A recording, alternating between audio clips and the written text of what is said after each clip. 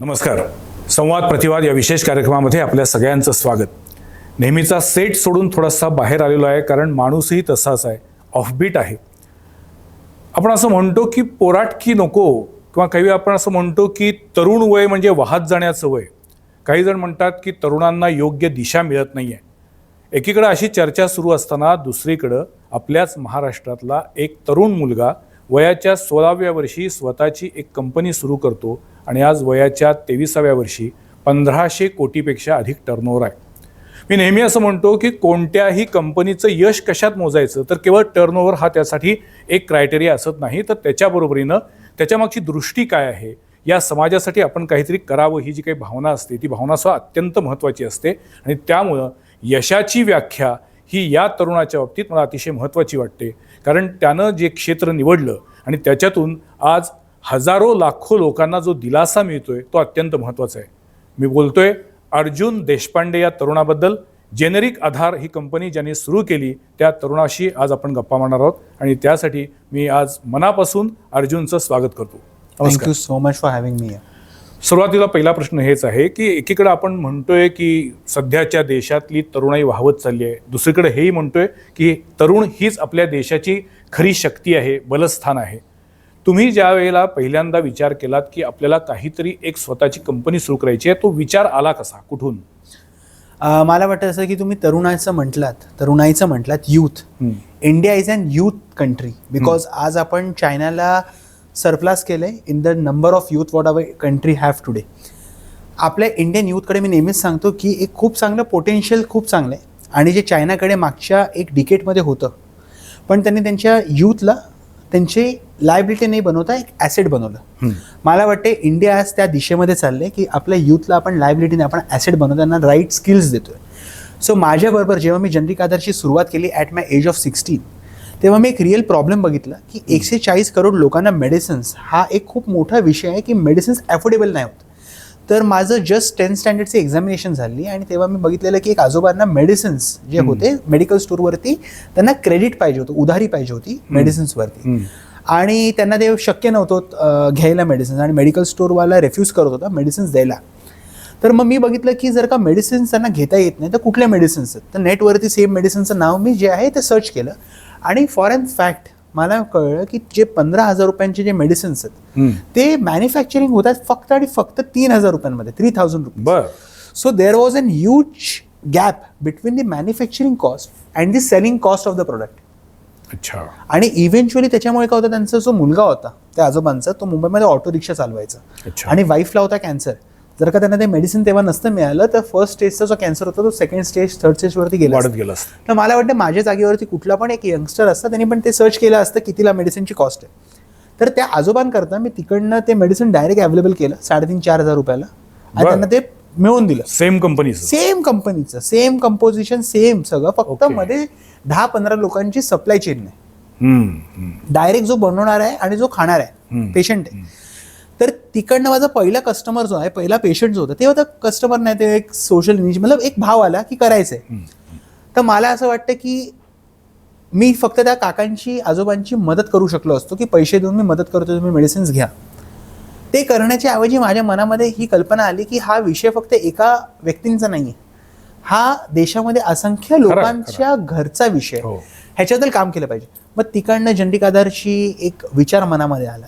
तर मला वाटतं यूथने आपल्या हेच काम केलं पाहिजे की जर का आपण मार्केटमध्ये जातोय, फिरतोय, बघतोय, तर प्रॉब्लेम्स आपण जेव्हा आयडेंटिफाय करतो तर त्या प्रॉब्लेमचं एक सोल्युशन आपण दिलं पाहिजे. So that will create an impact to masses. So that is a thing. पण मग जेनेरिक आधार ही त्याच्यानंतर तुम्ही सुरू केलेला स्टार्टअप आहे. जेनेरिक आधार पण हे नाव पण तेव्हा मला माहित नव्हतं काय नाव ठेवायचं, विचारच नव्हतं. घरातनं मी माझं काहीतरी मेडिसिन मतलब काहीतरी घ्यायला गेलो असेल त्या दुकानामध्ये, तेव्हा असं काही विचार नव्हता की जेनेरिक आधार एक बिझनेस सुरू करायचं. तर मग हे एवढं वाढलं कसं? मग मला वाटतं इंटेन्शन खूप चांगलं आहे, हेतू चांगला पाहिजे. आणि दुसरी गोष्ट, आपल्याला जे विकायचंय ते मी विकत नाहीये, लोकांना जे विकत घ्यायचंय ते मी विकतोय, त्याच्यामुळे माझं पण प्रॉफिट होतोय. आज आपण 10,000 पेक्षा जास्ती लोकांना एम्प्लॉयमेंट दिली, त्याच्याच बरोबर करोडो लोकांचे, फक्त महाराष्ट्रात नाही, महाराष्ट्र तर नक्कीच, पण महाराष्ट्रासोबत आज त्रिपुरा झालं, आगरतला झालं, मणिपूर झालं, जम्मू काश्मीर झालं, छोट्या छोट्या गावागावांमध्ये जाऊन आपण कामं करतो. तिकडच्या जिथे मेडिकल स्टोअर नाही आहेत, बर आज पण आजी आजोबांना तिथे 10 म्हणजे 100 किलोमीटर लांब जायला लागतं. आज त्या गावांमध्ये आपले जनरिक आधार आहेत. एकूण आता देशभरामध्ये जेनरिक आधारचे किती स्टोअर आहेत? आजच्या तारखेमध्ये आपले जनरिक आधारचे 4100 स्टोअर्स आपल्या पूर्ण इंडियामध्ये 4100 जेनरिक स्टोअरचे आउटलेट आहेत आणि गावं आणि शहरं दोन्ही कव्हर केले. दोन्ही कव्हर केवळ महानगर किंवा शहरापुरता हा प्रवास मर्यादित नाही आहे, कारण खरा ज्याला गरजू आहे तो या महाराष्ट्राच्या देशाच्या ग्रामीण भागात आहे. आणि आता सध्याच्या काळामध्ये आरोग्य यंत्रणा परवडत नाही, हॉस्पिटलची पायरी चढायला नको, कारण एकूणच जे काही सगळ्या औषधांच्या किमती वाढत आहेत ते बघितल्यानंतर जेनरिकनं जी औषधं निर्माण केली आहेत ती साधारण 50% कमी दरामध्ये मिळतात. मिनिमम 50. आणि जर तुम्ही का जे म्हणतात जनरिक्स, इंडियामध्ये आपण जे मेडिसिन्स विकतोय लोकांना देतोय का स्टोअरच्या माध्यमातून, ते सेम मेडिसिन्स आहेत बर जे आपण बाहेरनं घेतो. हे कंपनी पण तीच, कंपनी पण तोच. कंपनी बनवणारी पण तीच, ड्रग पण तोच, बर मॉलिक्युल पण तोच. आता फॉरेन फॅक्ट, आता समजा मी जिकडं बनवून घेतो माझ्या नावामध्ये जनरिक आधारचे, ती WHO GMP कंपनी इतर MNC जे विदेशी कंपनी आहेत त्यांना पण बनवून देते. अच्छा. तर कॉस्ट प्राइस त्या विदेशी कंपनींकरता जे छोट्या मॅन्युफॅक्चरिंगकडनं देशामध्ये बनवून घेतात, मी पण त्यांच्याकडे बनवून घेतो, कॉस्ट प्राइस रिमेन्स 10 रुपीज. 10 रुपयालाच विकतात ते लोक, पण मी पण 10 रुपयालाच विकत घेतो. बर ठीक, ते लोक पण 10 रुपयालाच विकत घेतात. कॉस्ट कुठे वाढते माहिती आहे का? जेव्हा ती सप्लाय चेन येते, अननेसेसरी मार्केटिंग येतं, तेव्हा ती कॉस्ट वाढते. मी काय केलं, सगळे products under one roof of generic Aadhaar स्टोअरच्या माध्यमातून. ओके. तर मला जी कॉस्ट प्राइस आहे, जे ते लोक 500 रुपयामध्ये विकतात, तीच गोष्ट मी 100 रुपयामध्ये विकतो. प्रॉफिट पण आहे माझा, रिटेलर जो विकतोय त्याचा पण प्रॉफिट आहे, आणि कस्टमरला पण एक फायदा आहे. नाही, पण लोकांच्या मनामध्ये इवन मला स्वतःला सुद्धा असं वाटत होतं की जेनरिक औषधं म्हणजे त्यांचा दर्जा कमी असतो आणि म्हणून ती स्वस्तात मिळतात. पण तुमचं असं म्हणणं आहे की जी आपण जे म्हणतो की ब्रँडेड औषधं जी आहेत त्याच्यामधला जो कंटेंट आहे, त्याचा जो प्रभाव किंवा उपयोग आहे, तोच जेनरिक औषधांचा पण होतो. माझं म्हणणं नाही आहे, मोदीजींचं म्हणणं आहे, आपल्या आदरणीय प्रधानमंत्रीजींचं म्हणणं आहे, राष्ट्रपतीजींचं म्हणणं आहे, सुप्रीम कोर्टाचा निर्णय आहे. तर माझं म्हणणं नाही आहे, फक्त मी ती गोष्टीची अंमलबजावणी करतोय. ओके. मला असं वाटतं मी इम्प्लिमेंट करतोय ती गोष्ट. पण मग डॉक्टर जेनरिक औषधं प्रिस्क्रिप्शन का लिहून देतात ना? खूप कमी आहे. मला एक सांगा, डॉक्टर जेव्हा एक्झाम लिहितात, तर जर त्यांना एक्झाममध्ये क्वेश्चन येतो की जर का कोणाला फिवर आला तर काय लिहितात ते लोक? पॅरासिटामॉल.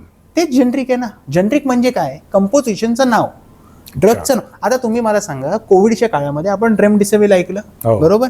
आता रेमडेसिविर काय? हे तर जनरिक आहे ना, मॉलिक्युलचं नाव आहे ना.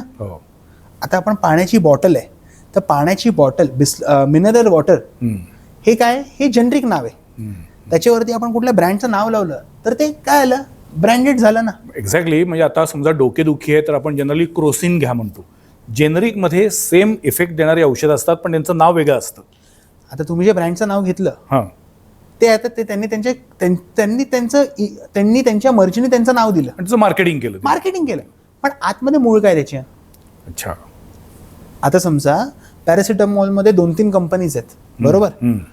आता पुण्यामध्ये ज्याचे मार्केटिंग MR जास्ती, ते तिथे झालं ब्रँडेड.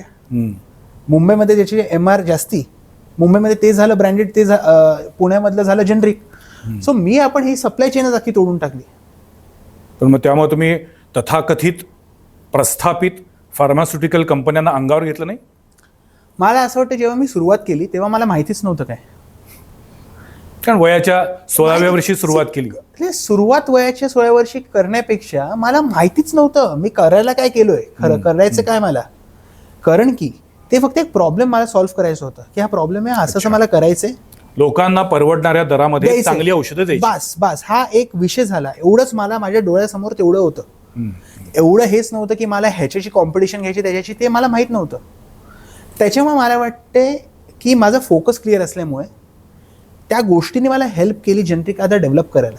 पण अर्जुनचा फोकस क्लिअर असला तरी सध्याचं जग स्पर्धेचं जग आहे आणि स्पर्धा जीवघेणी असते.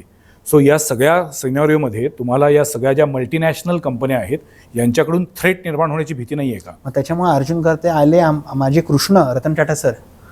मग रतन टाटा सर जेव्हा आले, जेव्हा त्यांनी माझं पहिलं टेडेक्सचं टॉक बघितलं, मी 1 मिनिट थांबवतो, कारण सगळ्यात महत्त्वाचा टप्पा आहे अर्जुन देशपांडे यांच्या आयुष्यातील आणि भारताच्या संपूर्ण फार्मास्युटिकल इंडस्ट्रीसाठी होती, की जेव्हा अर्जुन देशपांडे या तरुणानं अशा पद्धतीनं जेनेरिक आधार कंपनी सुरू केली आणि टेडेक्स सारख्या प्लॅटफॉर्मवरती त्यांनी जेव्हा त्याच्याबद्दल व्याख्यान दिलं, ते व्याख्यान ऐकून उद्योगपती रतन टाटा प्रभावित झाले आणि त्यांनी एका 21 वर्षाच्या मुलाला भेटायची इच्छा व्यक्त केली आणि मग तिथून या जेनेरिक आधारचा एक वेगळा प्रवास सुरू झाला. मला तेच विचारलं होतं की रतन टाटांची भेट झाली कशी?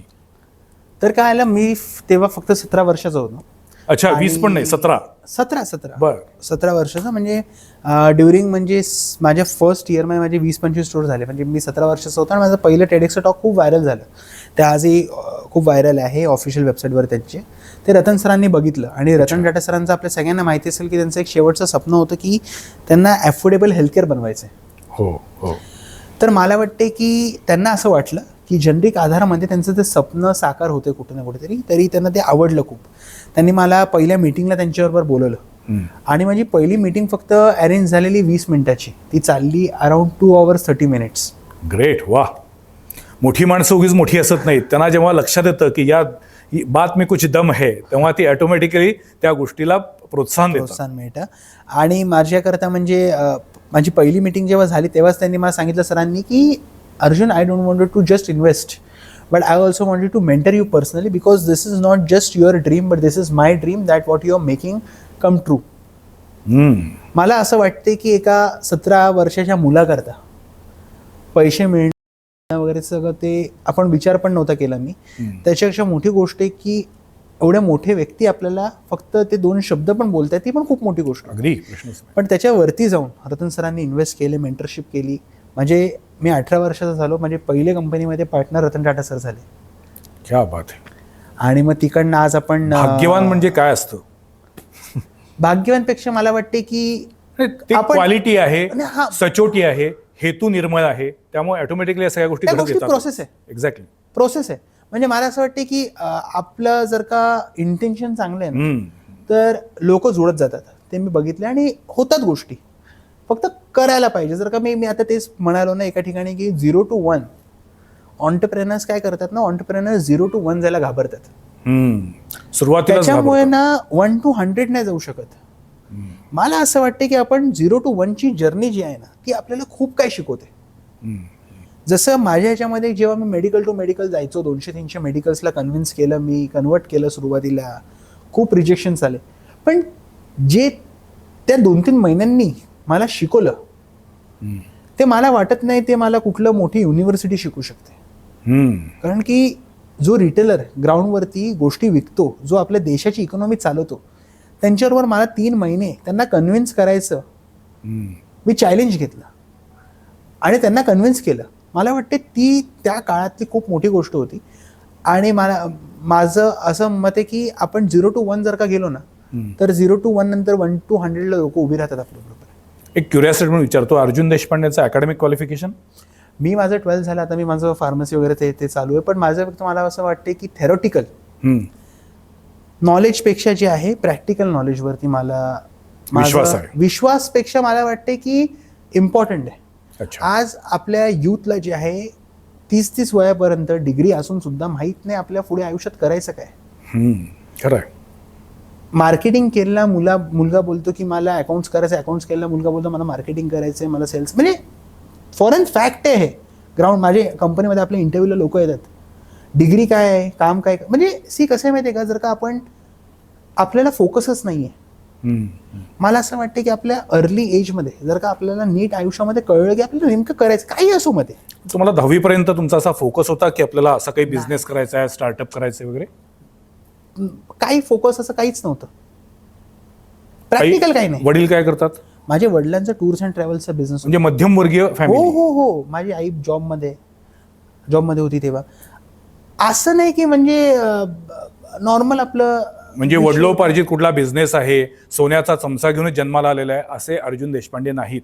पण हेतू चांगला असेल आणि जर कष्ट करायची, सचोटीनं कष्ट करायची तयारी असेल तर काय होऊ शकतं ते दाखवलंय. पण मला एक वारंवार प्रश्न असा पडतो की तुम्ही एकीकडे जेनरिक मेडिसिनबद्दल सांगताय, तुमची आज आउटलेट वाढत चालली आहेत, संपूर्ण देशभरामध्ये 4000 पेक्षा आता आउटलेट झालेली आहेत. पण अजूनही मी काही डॉक्टरांशी सुद्धा बोललो तर ते म्हणतात की आमचा जेनरिक मेडिसिनवरती विश्वास नाही. आणि दुसरी गोष्ट अशी आहे की ज्या मोठमोठ्या MNCs आहेत त्यांचे MR असतात, मेडिकल रिप्रेझेंटेटिव्ह जाऊन त्यांच्या प्रत्येक ड्रगबद्दल त्यांच्या प्रॉडक्टबद्दल ते माहिती देत असतात. तसे जेनरिकचे अजून मग MR जात नाही आहेत का डॉक्टरांकडं? का डॉक्टर आणखीन जेनरिक मेडिसिन यांच्यामध्ये जी एक दरी आहे ती दूर कशी होणार? पहिली गोष्ट, जे लोक तुम्ही म्हणताय MR जे डॉक्टरकडे जात असतील ते जेव्हा प्रोडक्ट सांगायला जातात तेच सांगायला जातात ना की जेनरिक मेडिसिन जे आहे आमचं ते तुम्ही लिहा. जेनरिक म्हणजे काय? आता देशामध्ये 2 आहेत, एक पेटंट एक जेनरिक आहे, बरोबर? ते डॉक्टरकडे जातात की आमचं मेडिसिन का सांगतात, डॉक्टरला का माहित नाही का? माहिती आहे ना त्यांना. MRचा जायचं काय संबंध काय त्याच्यामध्ये मला सांगा. कट प्रॅक्टिस करण्यासाठी? ते मला माहित नाही. मी क्लिअर बोलतो कारण हा ते मला ते तुम्हाला म्हणजे मला आता नेहमी असं वाटतं की एकूणच आपल्या संपूर्ण ह्या वैद्यकीय क्षेत्रामध्ये जे इतके वेगवेगळ्या प्रवृत्ती शिरलेल्या आहेत आणि मग जेव्हा देशपांडेंसारखा एक तरुण येतो आणि तो जेनेरिक मेडिसिन 70 ते 80% स्वस्त दरामध्ये उपलब्ध आहेत म्हणून सांगतो, तेव्हा प्रस्थापित डॉक्टर आणि प्रस्थापित ज्या या बहुराष्ट्रीय कंपन्या आहेत यांच्या व्यवसायाबद्दलच एक प्रश्नचिन्ह निर्माण होतं. नाही, मला असं वाटतं जेनरिक आधार बरोबर पण 800 पेक्षा जास्त डॉक्टर जुडलेत. पण देशभरातले एकूण डॉक्टरांची संख्या बघितली तरी खूप नगण्य संख्या आहे. नाही, पण आता ते 8000 पण होतील. का होतील याच्यामध्ये लॉजिक सांगतो तुम्हाला. कारण की आता अवेअरनेस लोकांना झाला ना. आज डॉक्टर आपल्याबरोबर का जुडतायत? बरं. आज MBBS MD डॉक्टर आपल्याबरोबर जुडतायत आणि त्यांना माहिती आहे की आज लोकांना समजत सुटलेली गोष्ट. आज आपल्या एका स्टोर्सवरती उत्तर प्रदेश, बिहार, महाराष्ट्र कुठलेही घ्या, 100 लोक दिवसाला ॲव्हरेज एका स्टोरवर येतात. ॲव्हरेज बरं. एका स्टोरवरनं आपण कमीत कमी महिन्याला 3-4 हजार लोकांपर्यंत पोहोचतो. डॉक्टरला पण ही गोष्ट कळते. त्यांना पण वाटतं की आम्ही पण आमच्या पेशंटला सर्व्हिस देऊ, आता कमी रेटमध्ये गोष्टी देऊ. आणि त्यांना माहिती आहे की आम्ही जे देतोय ते खरं जेनरिकच आहे ना मूळ. का जर का एका महिन्यामध्ये ते दुसऱ्या कंपनीचं नाव लिहितात, सेम मॉलिक्यूल करतात, दुसऱ्या महिन्यामध्ये दुसऱ्या ब्रँडचं का नाव लिहितात? कारण त्या कंपनीकडनं काही ऑफर आलेली असते. ते मला माहित नाही. तर हा हे वास्तव आहे. पण नाही असेल नाही, म्हणूनच मला काय म्हणायचंय की जेनरिक औषधं ही पेशंटकडनं समाजात वाढतील की डॉक्टरांकडनं समाजात वाढत जातील? दोन्हीकडनं वाढतील. तुमचा डॉक्टर फ्रॅटर्निटीवर अजून विश्वास आहे? जुडतायत ना. म्हणजे माझ्याशी कसं माहितीये का, मला असं वाटते की ठीक आहे काय गोष्टी झाल्या असतील, पण आज डॉक्टर पण जेव्हा एक्झाम लिहितात ना ते पण जेनरिक मॉलिक्यूल नावाने लिहितात. फॉर अँड फॅक्ट आज आपल्याकडे जेनरिक आधारमध्ये 8000 पेक्षा जास्ती फार्मासिस्ट आहेत. अच्छा. जे सगळ्या स्टोर्सवरती काम करतात. त्याच्या व्यतिरिक्त आज डॉक्टर्स 800 स्वतःने आपली फ्रँचायसी घेतली आहे. बर. 800 MD डॉक्टर्स आहेत जे चांगले वास्तविक कायद्यानुसार डॉक्टरांनी अशी फार्मसी सुरू करणं योग्य नाही आणि त्यांनी त्याच्यावरती बंधनकारक करणं पण योग्य नाही. पैसे लोकांकडून जास्ती घेण्यापेक्षा तरी लोकांना सेवा देणं चांगलं आहे. खरं आहे. दगडापेक्षा वीट मऊ. हा, म्हणजे फॅमिलीच्या नावावरती असतील फार्मासिस्ट ठेवून जे आहे तिथे करतायत ना, उलट चांगलं करतायत, आशीर्वाद मिळतात त्यांना. वाईट काय याच्यात? 100 रुपयाची गोष्ट 10 रुपयामध्ये देतात पेशंटला मिळत. पेशंटचा नक्कीच त्यात फायदा आहे. अजून डॉक्टरला आपण देव मानतो. हो. आता खरं देवाचं काम करतात ते लोक. चांगली गोष्ट आहे. जेनरिकच्या माध्यमातून त्यांच्या देवत्वाला तुम्ही जागं केलं. देवानी जागा केलं. अच्छा. पण मला एक विचारायचं असं होतं की मुळात तुमच्या दृष्टीनं यश किंवा success, what is the definition of success? मला वाटते सक्सेस, मी सुरुवातीला म्हटलं टर्नओव्हर की समाधान?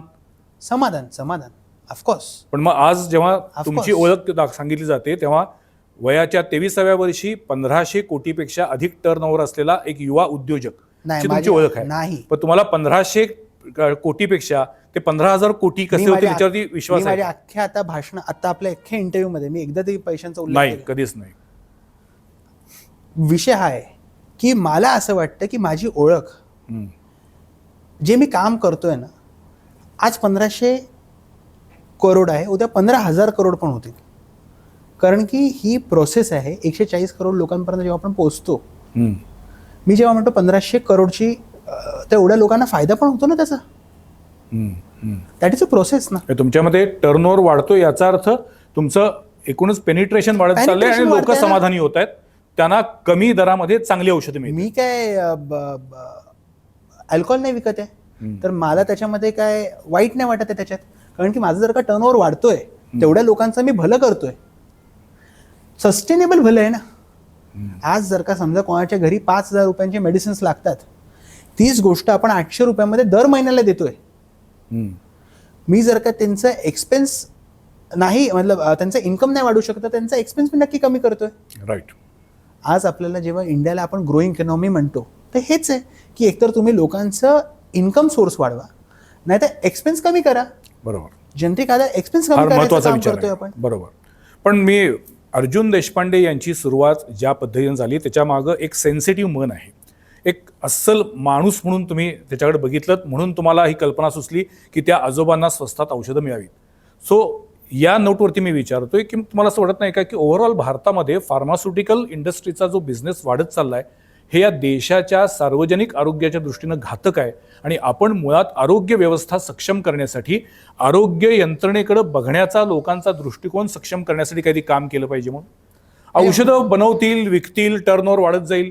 पण मी नेहमी म्हणतो कोणत्याही समाजामध्ये वृद्धाश्रमांची संख्या वाढणं, अनाथाश्रमांची संख्या वाढणं हे भूषणावह असत नाही. तसं डॉक्टरांची संख्या वाढणं, मला असं वाटतं की आमचं कोल्हापूर मेडिकल टुरिझम हब होते ही आमच्यासाठी भूषणावह गोष्ट नाही. रुग्ण वाढतायत ही सगळ्यात त्यातली गंभीर गोष्ट आहे. सो अशा पद्धतीनं आरोग्य यंत्रणेकडे यायची वेळ येऊ नये, लोकांच्या मध्ये आरोग्य संवर्धनाविषयीची जनजागृती व्हावी, यासाठी देशपांडे भविष्यात काही काम करतील का? मला असं वाटतं की हेल्थकेअर प्रॉब्लेम्स जे आता आपलं लाईफस्टाईल आहे, आता तुम्ही दिल्लीचं पोल्युशन इंडेक्स बघितला हो तर पोल्युशन वाढत चालले तर प्रॉब्लेम्स येणार. मला वाटते की आता जे आपल्या गोष्टी हातात नाही आहेत त्याच्यापेक्षा ज्या गोष्टी हातामध्ये आहेत, लोक ठीक आहे आजारी पडणार आहेत आपल्याला माहिती आहेत, तर त्यांना असं आपण एक सिस्टम बनवलं पाहिजे की जे त्यांना नीट अफोर्ड होतील, गोष्टी सर्व्हिसेस अफोर्ड होतील.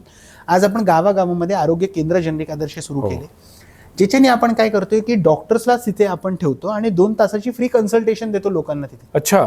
हो, का करतो आता आपण ह्याच्यामध्ये, कारण गावामध्ये जे वुमन्स असतात, लोक असतात, त्यांना माहीतच नसतं, त्यांना वर्षांपासून डायबिटीज आहे का, ब्लड प्रेशर आहे का, काय ते डॉक्टरकडे जायला घाबरतात कारण की 300, 400, 500 रुपये द्यायला लागतात. हो. ते मी का फ्री केलं, कारण की त्यांना कळलं पाहिजे ना काय झालं त्यांना. बरोबर. तर आपण त्यांना नीट गायडन्स करू शकतो. वेळेवरती निदान झालं तर त्यांना उपचार घेता येतील. उपचार आहे ना. बरोबर. तर मला वाटते ती एक प्रोसेस आहे आणि आपण हळूहळू काम करतो. तशी होणाऱ्या गोष्टी हेल्थकेअरमध्ये होणारच आहेत. ठीक आहे, आजारी आता लोक, आयुष्य आहे शेवटी, मनुष्य आहे, तर मनुष्य आजारी आज नाही तर उद्या पडणार, परत ठीक होणार, ते प्रोसेस आहे ना. मी असं ऐकलं होतं, वाचलं होतं की तुम्ही महिलांसाठी काही मोफत सॅनिटरी पॅड्सचं वाटप केलं होतं आणि आता सुद्धा तुम्ही अतिशय कमी दरात म्हणजे हार्डली 3 रुपयामध्ये तो सॅनिटरी नॅपकिन उपलब्ध करून देत आहे. त्याच्या मागचा काय विचार होता? मी 5-6 महिन्यापूर्वी देवरियाला गेलो. उत्तर प्रदेशमध्ये गाव आहे, तिथे आपलं खूप चांगलं एक स्टोअर आहे. तिथे असंच जस्ट मी ओपनिंग्सला गेलो, ते व्हिजिट केलं मी. तिथे गेल्यानंतर मला त्या रिटेलरनी मी बघितलं तर ते काचेमध्ये नेहमीच लोक सॅनिटरी पॅड वगैरे आपण ठेवतो, तर त्यांनी ठेवलं नव्हतं. मी त्याला विचारलं बाबा असं का? तो बोलतो की आमच्या गावामध्ये जे आहे लोक घाबरतात, लाजतात, अजून घेत नाही. मी विचार केला आपण आता 2025 मध्ये 2025 मध्ये आणि अजूनही आपल्या देशामध्ये हे प्रॉब्लेम आहे, लोकांना घाबरतात लोक विचारायला. तर मग मी काय केलं की मी विचार केला की आपण अशा गावांमध्ये काम करूया, फार्मसिस्टला पाठवूया आणि तिथे फर्स्ट टाइम बेनिफिशरीजला, म्हणजे ज्यांनी आयुष्यात कधी यूज नाही केलं. कारण की त्याच्याने काय होतं, जर का तुम्ही बघाल तर वर्षाला 60,000 वुमनची डेथ होते बिकॉज ऑफ त्या डिझिजेसमुळे जे आहे. तर मी 3 लाख फर्स्ट टाइम बेनिफिशरीजला मागच्या 3 महिन्यामध्ये आपण पॅडची सवय लावली. अच्छा, त्याचा उपयोग काय आहे त्यांना कळावं. आणि त्याच्यानंतर जे आहे आपण नो प्रॉफिट इनिशिएटिव्ह सुरू केली, ज्याच्यामध्ये सस्टेनेबल रेव्हेन्यू जे आपण 3 रुपयामध्ये पॅड्स अवेलेबल करून देतोय. ग्रेट. त्याच्यामध्ये तुम्ही कोणताही व्यावसायिक दृष्टिकोन ठेवलेला नाही आता तरी? नाही का, कसं आहे माहिती का, व्यवसाय का, आता तुम्ही बोलाल की पैसे आता मला कमवायचे, तुम्ही बोलताय तर तुम्ही मला टर्नओव्हर जे म्हणालात, आता जर का मला पैसे येणार, मला जर का प्रॉफिट होणार तरच मी अजून वाढवणार ना. हो, खरं आहे. प्रॉफिट नाही होणार तर तुम्ही तर लोक मतलब प्रॅक्टिकल ते शक्य नाही होत. किती इच्छा असली तरी होऊ शकत कसं माहिती का, आपण बोलणार की कोणाची तरी जाऊन मदत करू, 5 लोकांची करू, 10 लोकांची करू, 15 लोकांची करू, नाही. आपल्याला काय करायचं, आपल्या सस्टेनेबल सोल्युशन द्यायचं लोकांना. परफेक्ट, खरं आहे. मी आज जर का तुम्हाला कुठल्या गोष्टीची गरज आहे, मी एकदा आणून तुम्हाला देईन, तुम्हाला आनंद होईल. 1 महिन्यानंतर तुम्ही विसरून जाल. मी दर महिन्याला ती घेतोय ना, अशा लाखो करोडो परिवारांना देतोय, विथ अँड प्रूफ देतोय. कॅन्सरचे मेडिसिन्स माझे प्रूफ आहेत की 1.5 लाखाचे मेडिसिन्स आम्ही 10,000 रुपयांमध्ये दिलेत. अच्छा. 2-2 तासात दिलेत. बर. कोविडच्या काळामध्ये रेमडेसिवीर फ्री ऑफ कॉस्ट वाटलेत. वा. म्हणजे मला हे सांगा, म्हणजे हे नाही, पण महाराष्ट्रातले चांगले खूप चांगले रिस्पेक्टेड पॉलिटिशियन्सच्या घरी रेमडेसिवीर मी घरपोच पोहोचवलेत. आता तुमच्याकडं महाराष्ट्रातील एक यशस्वी तरुण उद्योजक म्हणून बघितलं जातं आणि तुम्ही स्वतः नेहमी म्हणता की नोकरी मागणारे होऊ नका, तर नोकरी देणारे व्हा. म्हणजे तुम्ही एक प्रकारे तरुणांना सांगताय की तुम्ही स्वतःचा व्यवसाय सुरू करा, स्वतःच्या पायावर उभा राहा. पण ॲट द सेम टाइम तुम्हाला तुमची ही जेनेरिक आधार कंपनी ही कुठंपर्यंत न्यायचा तुमचं स्वतःचं काही टार्गेट किंवा त्याच्याबद्दल काही विचार केलाय का, की मला या कंपनीला या स्टेजपर्यंत न्यायचंय? नाही, मला वाटतं आणि शेवटी कोणताही बिझनेस असू दे त्याच्यामध्ये टर्नओव्हर जोपर्यंत वाढत नाही, जसं तुम्ही म्हणालात, मी पूर्णपणे सहमत आहे की जोपर्यंत आपला टर्नओव्हर वाढत नाही, जोपर्यंत मला अनेक प्रश्न नेहमी मनात असतो की जेनेरिक मेडिसिन तुम्ही जर एवढ्या स्वस्तात देता तर मग त्याचा तुमचं मार्जिन पण कमी असतं का बाकीच्या सगळ्या ज्या फार्मास्युटिकल कंपन्या कमी असतं ना. अच्छा. पण आपण क्वांटिटीवर काम करतो ना. हां हां, म्हणजे तुम्हाला टर्नओव्हर वाढवलाच पाहिजे. म्हणजे मग वाढवलंच पाहिजे. आणि त्याच्यावर तुम्ही अजून काहीतरी प्रश्न नाही, त्यामुळे मी तुम्हाला म्हणतो की तुम्हाला तुमच्या कंपनीची ग्रोथ कशी मी अपेक्षित म्हणालो आहे? की माझं जे फ्युचरचं टार्गेट आहे की 140 करोड लोकांपर्यंत आपल्याला पोहोचायचं जे आहे. आणि आज आपण फक्त 1% पोहोचलोय. अच्छा. 99% अजून बाकी आहे. या क्षेत्रात तुमच्या बरोबरीनं अन्य काही कंपन्या आहेत अशा जेनेरिक मेडिसिन? मोदीजींची संकल्पना आहे. हो. मोदीजींनी आउटलेट सुरू केलेत, ते आपल्याबरोबर मिळून काम करत आहेत. सी, मला असं वाटतंय की अजून 10 लोक जरी आले ह्याच्यात तरी ऑपॉर्च्युनिटी एवढी मोठी आहे. हो. त्याच्याने काय होणार आहे माहिती आहे का, की कधी कोणाला म्हणजे आपण कधीपर्यंत कुठे पोहोचणार आहे हे प्रॅक्टिकली म्हणजे पॉसिबल नाही. आता छोट्या छोट्या गावांमध्ये एवढं इझी नाही मला 5 वर्षात पोहोचणं. एवढी छोटी छोटी गावं आहेत आपल्या देशात. खरं आहे. आज तुम्ही कोल्हापूरच घ्या, आपण कोल्हापूरमध्ये आहोत आता. इकडनं तुम्ही 40 किलोमीटर लांब जा, अख्खं सिच्युएशन बदलून जातं. हो. तुम्ही तर फिरता, हो. तुम्ही पण जर्नलिस्ट आहात, तुम्ही फिरता. गावांची सिच्युएशन आज कशी आहे, चेंज केली पाहिजे ना. That is the thing. पण मग तुम्ही आता या लेवलला, तुम्ही आता जेव्हा मोदींचं नाव घेताय तेव्हा एकीकडे आत्मनिर्भर भारत आणि स्वदेशीचा वापर याबद्दल आता फोकस केलेला आहे. अशा वेळेला तुम्ही शासन स्तरावरती काही प्रयत्न करताय का की सगळ्या सरकारी दवाखान्यांमध्ये सुद्धा जेनेरिक मेडिसिनचा जास्तीत जास्त वापर? आज आपले असे कित्येक डिस्ट्रिक्ट हॉस्पिटलमध्ये जे आहे जेनेरिक आधारचे आउटलेट्स आहेत. पण शासकीय हॉस्पिटलमध्ये हो, शासकीय हॉस्पिटलमध्ये, गव्हर्नमेंट, जिल्हा हॉस्पिटल्समध्ये. आमचे मित्र म्हणजे राज्याचे सार्वजनिक आरोग्य मंत्री प्रकाश आंबेडकर हा इंटरव्ह्यू बघत असतील तर माझी त्यांना विनंती असणार आहे की एकदा अर्जुन देशपांडेंबरोबर बसा, त्यांच्याकडनं समजून घ्या आणि राज्यातल्या सगळ्या शासकीय रुग्णालयांमध्ये जेनेरिक औषधं उपलब्ध होतील आणि सर्वसामान्य गरीब पेशंटला त्याला अफोर्डेबल अशी औषधं मिळतील याची संकल्पना यांच्याकडे तयार आहे, फुलप्रूफ आहे. तर ती राज्यात आपल्याला इम्प्लिमेंट करता येईल. बरोबर. पण त्याच्यासाठी तुम्ही काही असा फॉलोअप घेताय का गव्हर्नमेंट बरोबर? नाही, महाराष्ट्राबरोबर विविध ठिकाणी आपले मुख्यमंत्रीजी खूप सपोर्टिव्ह आहेत या गोष्टी करता. मला असं वाटतं ते आहे. पण महाराष्ट्राच्या व्यतिरिक्त जे आहे, UP झालं, बिहार झालं, ओडिसा झालं, तिथे इमिजिएट आता आपण कामं चालू आहेत आपली. अच्छा. ओडिसा झालं, नाहीतर आपलं त्रिपुरा झालं. महाराष्ट्रामध्ये नक्कीच मला करायचं आहे. जसं तुम्ही म्हणालात इंटरेस्ट असेल तर नक्कीच आपण ते जे सेम तिथे इम्प्लिमेंट केलं ते महाराष्ट्रात करूया. शेवटच्या टप्प्यात आलो आपण इंटरव्ह्यूच्या. मला एवढंच विचारायचं की ज्या वेळेला तुम्ही ठरवलं की आपण स्वतःची कंपनी सुरू करायची, शिक्षण त्यावेळेला आपलं ट्रॅडिशनल मध्यमवर्गीय घरामध्ये असतं की बेसिक ग्रॅज्युएशन कर, पोस्ट ग्रॅज्युएशन कर, हे काही न करता जेव्हा तुम्ही ठरवलं की मी माझी स्वतःची काहीतरी कंपनी सुरू करणार, घरातल्यांची काय प्रतिक्रिया होती? मी घरी सांगितलंच नाही ना. मी घरी सुरुवातीला सांगितलंच नाही. बरं. आणि मी घरी सांगितलं असतं. म्हणजे धाडस नव्हतं? धाडस नव्हतं म्हणजे नवीन एखादा उद्योग घरातल्यांना न सांगता सुरू करणं, त्यात अपयश आलं तर काय अशी भीती वाटत नव्हती? नाही, मी ते सांगतो तुम्हाला. मी घरी सांगायला गेलो असतो ना तर घरच्यांनी कधी मला नसतं सपोर्ट केला तेव्हा त्या काळात. कारण की का करणार? खरं आहे. तेव्हा ना रतन सर होते पहिल्या दिवशी, ना कोण होतं तेव्हा, का सपोर्ट करणार? मी काय केलं, जेव्हा माझं पहिलं रिटेल स्टोअर कन्व्हिन्स झालं, ॲग्रीमेंट झालं, त्या रात्री जाऊन मी सांगितलं, ज्या दिवशी दुसऱ्या दिवशी ओपनिंग होतं घरी, अच्छा, की असं उद्या आहे. बरं. आपल्याला आपलं स्वतःला प्रूफ करणं आपल्या पहिल्या तर घरच्यांसमोर खूप गरजेची गोष्ट आहे. हो. मी त्यांना बोललो की बाबा 6 महिने जर का मी करतो, नाही चाललं तर परत तर आहे गोष्टी. मग त्यानंतर गोष्टी होत गेल्या, चालत गेल्या, मग झाल्या गोष्टी. अनेकांच्या मनात असतं मला व्यवसाय करायचा आहे पण भांडवल नाही, मला काम करायचं आहे पण माझं नशीबच नाही. म्हणजे आजकालच्या जमान्यामध्ये नशीब हा सगळ्यात महत्त्वाचा भाग बनलेला आहे. तुमचा नशिबावर विश्वास आहे? कामावर विश्वास आहे. अच्छा. कामच आपल्याला नशीब देतं. मनुष्याचा प्रत्येक क्षण घडवीत असतो आपापली नियती, असे एक म्हणतात. अच्छा, अगदी शेवटचा प्रश्न, या सगळ्या परिस्थितीमध्ये तुम्ही सध्याच्या भारतातल्या हेल्थकेअर इंडस्ट्रीकडे कसं बघता? अतिशय महत्त्वाचा प्रश्न आहे, कारण हॉस्पिटलमध्ये जायचं म्हटल्यावरती अंगावरती काटा येतो. पूर्वी म्हणायचे की कोर्टाची पायरी शहाण्यानं कधी चढू नये, आता झालेलं आहे हॉस्पिटलची पायरी कधी चढू नये. पण दुर्दैवानं प्रत्येकाला कधी ना कधी ती वेळ येते. आणि हेल्थकेअर इंडस्ट्री ज्या पद्धतीनं महागडी होत चाललेली आहे, याला तुमच्यासारखी कंपनी किंवा जेनरिक मेडिसिन हे 100% उत्तर ठरेल का? मला असं वाटते की मागच्या 5-10 वर्षामध्ये हेल्थकेअर फॅसिलिटीज इंडियामध्ये खरं डेव्हलप होत आहेत. अच्छा.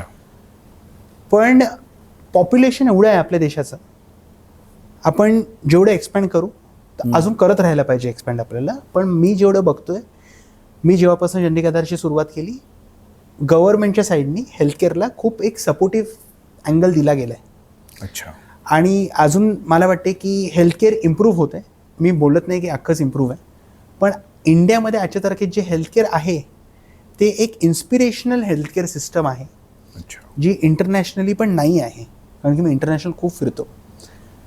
इंडियामध्ये आपल्याला इमिजिएट ॲक्सेस आहे, डॉक्टर्स अवेलेबल आहेत, गोष्टी आहेत. फक्त मला वाटते की इन्फ्राची गरज आहे. इन्फ्राची गरज आहे, ती होईल येणाऱ्या काळात. मी शेवटचा म्हटलं होतं, पण एक मुद्दा होता तो राहिला होता. तुमचा जो जेनरिक आधार ही कंपनी आहे, ही नेमकं कामकाज काय करते? म्हणजे तुम्ही वेगवेगळ्या औषध कंपन्यांना भेटून त्यांच्याकडनं औषधं बनवून घेता आणि मग ती तुम्ही तुमच्या ब्रँड नेम खाली विकता. करेक्ट. अशा पद्धतीने करता. correct. मग तुमची स्वतःची R&D प्रोसेस सुरू हो, असते. आपली पण आहे ना बॅकएंड टीम. बरं. फार्मासिस्ट बनवणारा तर फार्मासिस्ट आहे ना. ओके. पण मग आता तुमच्याकडे असे किती वेगवेगळ्या पद्धतीचे प्रॉडक्ट्स आहेत तुमच्या कंपनीत? 1000. 1000 पेक्षा अधिक. 1000. सर्व आजारांवर. डायबिटीज पासून कॅन्सर पर्यंत बर सेम. बर. म्हणजे आज मी तेच सांगतो तुम्हाला की डायबिटीज पासून कॅन्सर पर्यंतचे मेडिसिन्स आपण असंख्य लोकांना देतोय आज. मग जेनरिक हे ब्रँड आहे की जेनरिक ही संकल्पना आहे? जनरिक आधार हे ब्रँड आहे ना. तो तुमचा ब्रँड आहे? माझा ब्रँड आहे. अच्छा. पण मग आता आमच्याकडे कोल्हापूरमध्ये जे काही जेनरिक औषध विक्री केंद्र असं जे म्हणतात त्याच्यामध्ये अच्छा, आता तुम्ही म्हणता आहेत हो. लोक मेडिकलवाले लिहायला लागले. लिहायला लागलेत. काय लिहायला लागले? कारण लोकांकडनं त्याला मागणी यायला लागली. बरोबर ना, हेच तर करतोय मी. अच्छा. हेच सिम्पल लॉजिक आहे. त्याच्यामुळे डॉक्टर जुडत चाललेत. अवेअरनेस झाला लोकांमध्ये झाला. जनरिक मेडिसिन्समध्ये ब्रँड आता जनरिक आधार आहे. अच्छा. त्याच्यामुळे आता हे वाढत जाईल अजून. पण मग भविष्यात डॉक्टरांना परदेशी ट्रीप, कार प्रेझेंट करणं अशा गोष्टी करायची वेळ आली तर? मी त्यांना बोलेन की लोकांचे आशीर्वाद कमवा, ते फॉरेन ट्रिपपेक्षा पण चांगलं आयुष्यामध्ये संतुष्टी देईल. पण ते आशीर्वाद हे तुमच्या बँक बॅलन्सला आणि तुमच्या ॲसेट आणखीन तुमच्या बॅलन्स शीटला उपयोगी पडत नाहीत. आयुष्यानंतर तेच उपयोगी पडतात. हा विश्वास आहे मला तर आहे. आणि हा विश्वास टिकणार. ऑफकोर्स विश्वास का टिकणार? कारण की माइंडसेट तसं आहे ना, टिकायलाच पाहिजे. एकीकडं तरुण मुलं छोट्या छोट्या गोष्टीवर फ्रस्ट्रेशनमध्ये जात आहेत आणि आत्महत्या करतायत, आणि एकीकडं तुमच्यासारखा माणूस अतिशय फोकस करून मला आयुष्यात काय करायचं आहे, माझी मूल्य काय असली पाहिजेत, मला कुठं जायचं आहे, मी का हे करतोय, ह्या सगळ्याची उत्तरं तुमच्याकडे आहेत. मग तुम्हाला जेव्हा अवतीभोवतीची परिस्थिती बघता त्यावेळेला काय वाटतं? तुम्ही पण थोडंसं त्याबद्दल चिडता, राग येतो की अरे हे चुकीचं करतायत असं वाटतं? मुलं आत्महत्या करतायत, मुलं फ्रस्ट्रेशनमध्ये जात आहेत, डिप्रेशनमध्ये जात आहेत, व्यसनाधीनता वाढत चाललेली आहे. आमच्याकडे तर अशी परिस्थिती आहे की फक्त राजकारणावरती गप्पा मारायच्या, इथं गावात मावा असतो, पिचकाऱ्या मारायच्या, आणि मग मोदींनी काय करायचं ह्याच्याबद्दल हितनं सल्ला द्यायचा. मला असं वाटतं मोदी बनायला ती मी एक उदाहरण दिलं. नाही, मोदी बनायला ती तपस्या आहे. हो. ती पण जर का आपल्या युथने नीट समजली ना तर खूप आपण आयुष्यात चांगलं करू. मला असं वाटते जे चांगले लोक आहेत त्यांच्याकडनं शिकणं खूप गरजेचं. तुम्ही म्हणताय की सुसाईड लोक करतात, मुलं करतायत. आयुष्य आपल्या देवाने इथे काहीतरी एका कामाला पाठवलंय. हा विचार ठेवा, आपल्या देवाने काहीतरी कामाला पाठवते, काम करायचं आहे आपल्याला. तुम्ही आयुष्य जर का तुमचं कमी वयामध्ये सुसाईड करता कोण, तर परत तर ती सायकल चालू होणारच आहे ना. प्रॅक्टिकल आहे ना. खरं आहे. मग काय, त्याविषयी जे आहे ते कामं करा, कामावर फोकस करा, नवीन शिका, नवीन गोष्टी घडवा. देश वाढत चालला आहे आपला, देशमध्ये ऑपॉर्च्युनिटीज आहेत आपल्या. त्याच्यावर कामं करा ऑफकोर्स. नाव अर्जुन आहे आणि त्यांनी शेवट तिथंच केलेला आहे. मला असं वाटतं की अतिशय महत्त्वाचा मुद्दा आहे. फोकस करा, लक्ष केंद्रित करा, यश नक्की मिळतं. आणि यशाची व्याख्या काय हे सुरुवातीला मी विचारलेलं होतं. त्याच्यामध्ये टर्नओव्हर जसा वाढत गेला पाहिजे त्याचबरोबरीनं लोकांचे आशीर्वाद मिळाले पाहिजेत, ही अस्सल मानवतेची भावना आज जपलेल्या अर्जुन देशपांडे यांनी आमच्याशी मनमोकळ्या गप्पा मारल्या. त्यांच्याशी अजून खूप काही बोलायचं होतं, पण आज ते थोडेसे व्यस्त दिनक्रमामुळे वेळ देऊ शकलेले नाहीत. माझी त्यांना विनंती आहे, पुन्हा जेव्हा कधी कोल्हापुरात याल तेव्हा मुद्दाम बी न्यूजच्या स्टुडिओमध्ये या, बी न्यूजच्या संवाद प्रतिवादच्या माध्यमावरती या. तुमच्यासारख्या तरुण मुलांकडनं खूप काही आम्हाला शिकता येतं. अनेकांना एक मोठं प्रेरणा मिळते, इन्स्पिरेशन मिळतं. आणि जेव्हा काही सगळं जगात अवतीभोवती वाईट चालू नाही आहे, खूप काही चांगलं चालू आहे, याच्यावरती विश्वास बसतो जेव्हा अर्जुन देशपांडे भेटतात. तुर्तास तुम्हाला खूप खूप शुभेच्छा आणि तुमच्या इथून पुढच्या सगळ्या प्रवासासाठी कोल्हापूरकरांच्या वतीनं सुद्धा सदिच्छा. Thank you so much for having me here. पुढच्या सोमवारी पाहायला विसरू नका आणखीन एका विषयावरील चर्चा संवाद प्रतिवादमध्ये. नमस्कार.